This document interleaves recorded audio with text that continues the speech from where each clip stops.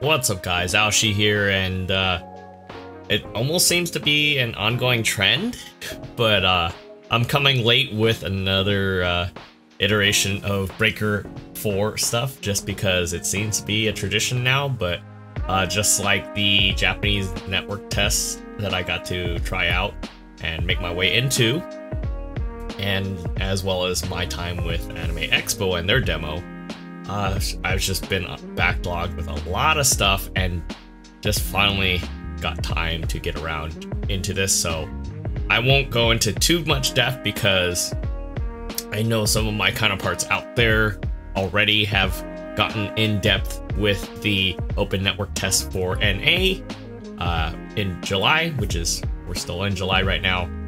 That's how tired I am, but enough of me talking about myself. I'm sure you guys are curious about Gundam Breaker 4. So my impressions so far, I would say greatly have unchanged. I am very much still excited for this game just because playing through this iteration of the network test, it is still very much consistent from the Japanese test, at least gameplay wise, as far as I've felt through Anime Expo and currently right now in this build that we have access to in July. That said, obviously, very much like the Japanese network test that they had, it is three quest missions, no story-oriented missions. There is still no diorama mode, but this time around, we did get a chance to see the clan system. There is clans in Gundam Breaker 4, which is really exciting. It does pose more questions, but I'll get into that in a second. And then there is a clan room, which is really neat, and it kind of reminds me of Phantasy Star Online. I don't remember if 1 had it, but 2 definitely has it, where you have your own clan room. Kind of very reminiscent of Build Divers and Build Divers Re-Rise. Well, I would say more like Build Divers because it implies that you might be able to customize it to your clan's aesthetic taste and so forth. So it's really cool.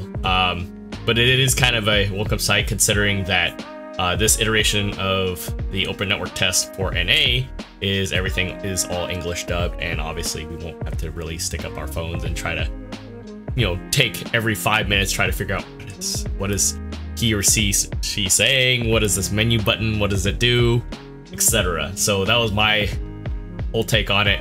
Still very excited to kind of jump into it regardless because, you know, anytime to jump into Breaker 4, with my time up till now, it's always been like really rewarding and just, you know, it's something that I can't put down.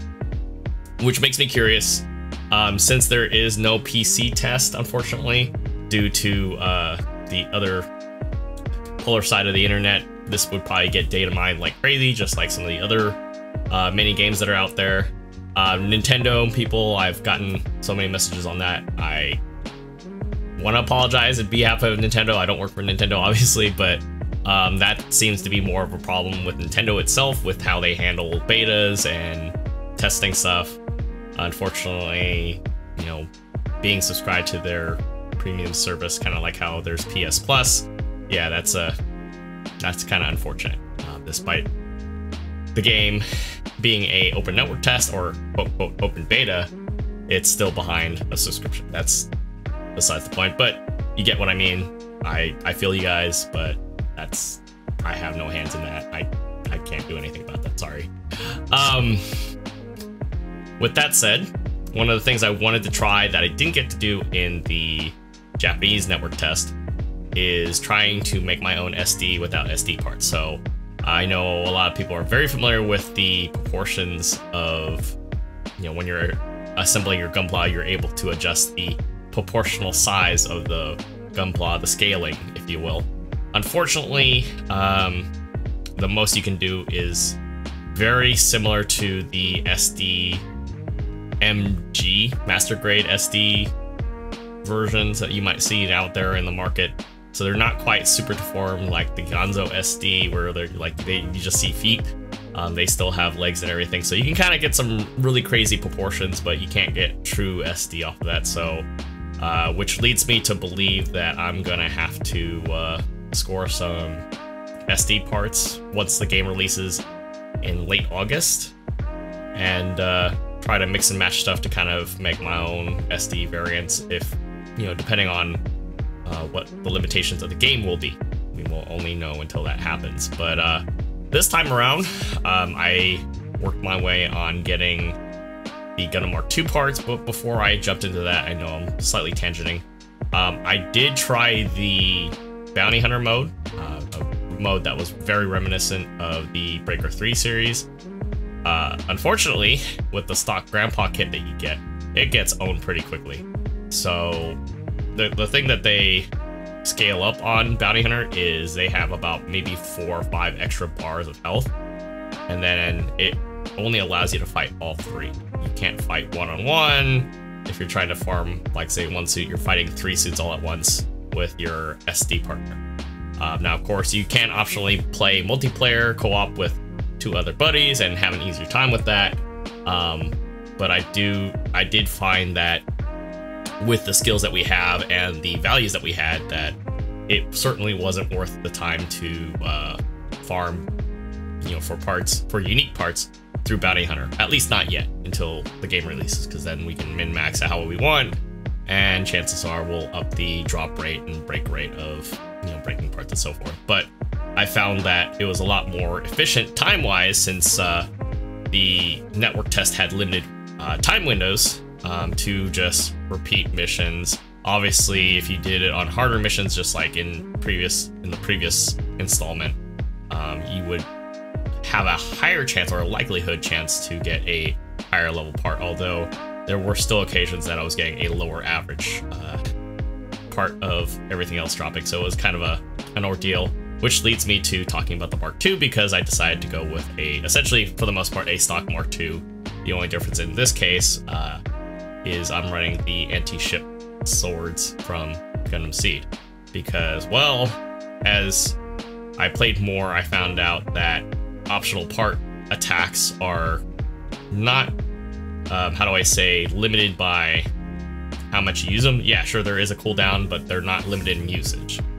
They're not limited how the EX parts or EX moves are limited by, so it's cool for like certain finishers or combo extenders for EXs, but what I found based on my time with just running a regular saber, 1 beam rifle, just kind of see if I can do things without having to dual wield everything, and you know, like, it's great and all, but I want to try to see if I can stick to a certain a build or a certain styling, especially if you want to start getting creative with more unique stuff, not having to dual wield everything.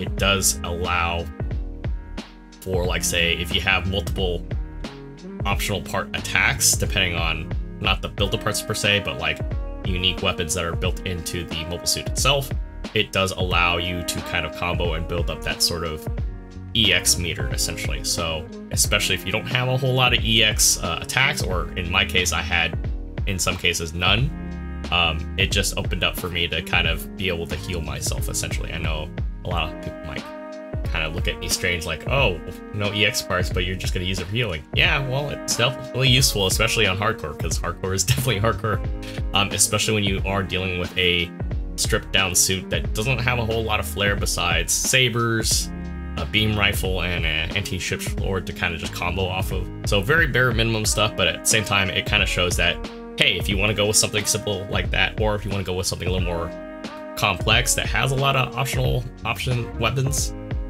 you can do that. And it works out because maybe you want to do a shooting suit, which I ended up trying doing a Jigen gun tank, or it was really weird. So I started doing a Gunpla with Rick Diaz parts, and I started gun tank parts. I was just trying to do different things, and it was just crazy. But to a certain extent, I could almost pull off a shooting suit. The only issue was the fact that we have no control over the limit gauge on firing weapons. Obviously, OP optional part weapons like the gun tank cannons have a certain cooldown, so without anything to kind of reduce that and essentially kind of follow that theme, it does kind of make things a little hard in that context. But at the same time, if things are shaping up as I think they are, well, we might be able to just do that just fine without any type of worries whatsoever. So, as I conclude my impressions, I am still very much impressed. I am very much looking forward to playing this in August, late August, because, which we'll probably cover this once again, it's been announced through Japanese sources and through Gundam Info. Shoutouts to Gundam Info North America for reiterating this. There is going to be one final network test in August. So that's it. I will see you guys on the next video, and hopefully I will see you guys on the next network test. So let me know what you guys think about your time with the network test, if you guys had fun. I know the AI is still kind of wonky, but it definitely hurts a lot more, feels a lot more active on the harder difficulty. So they might have ranked it up quite a bit, and they're still kind of working out that stuff. But I'm very much looking forward to it. So till then, guys, I will see you guys all later.